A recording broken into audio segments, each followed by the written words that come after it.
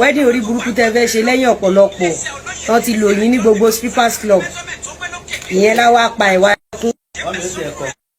ṣé ó tòṣì ó fẹ́ pa olówó lẹ́kún àbí ìbànújẹ́ olórí burúkú bíi titi yín ó fẹ́ pa ẹni tá ìpa lẹ́kún ẹyẹ tọra yín kẹ́ lọ wáṣẹ́ ṣe ẹ bá ṣègbéyàwó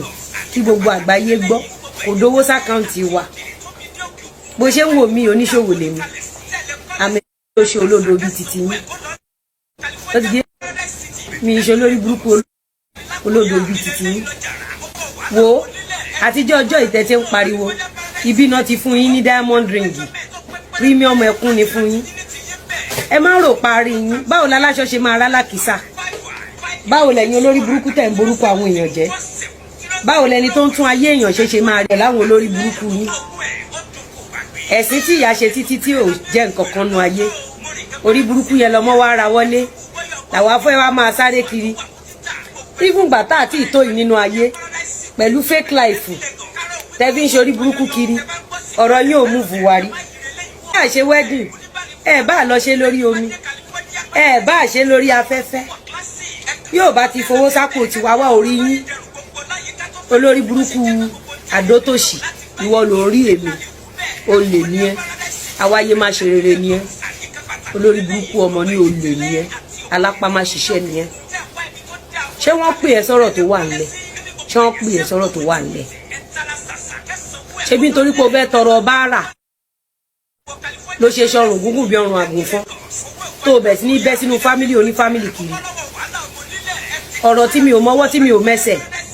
ọ̀tọ̀ lẹ́ni ọ̀mdó níyàn ọ̀tọ̀ lẹ́ni ọ̀mdó ọ̀tọ̀ lẹ́ni tó lọ́mọ ọ̀tọ̀ lẹ́ni tẹ́ tí ọmọ sí ṣe wedding achievement níbi táwọn èèyàn ti ń ra mọ́tò tán ti ń ra private jet táwọn èèyàn ti ń ṣe wedding achievement alólórí burúkú ní àdó tó ṣe òlọpọlọ sẹ́ẹ̀ ibi táyé ti máa mọ̀ páyé ẹ ti bàjẹ́ ìwọ nìkan náà máa pè lọ sí patí wàá dẹ̀ rí patí pé achievement olórí burúkú ẹ ò dání mọ́tò lẹ́sẹ̀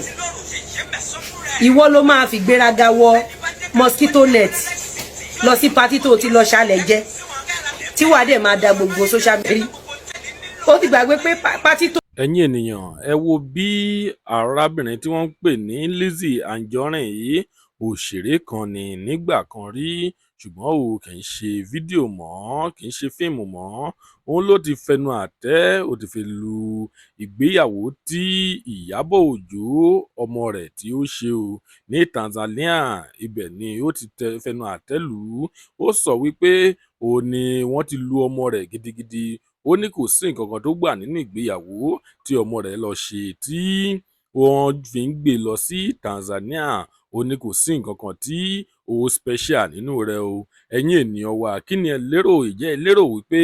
nǹkan tí Lizzy Anjorin tí ó sọ báyìí jẹ́ ẹ lérò pé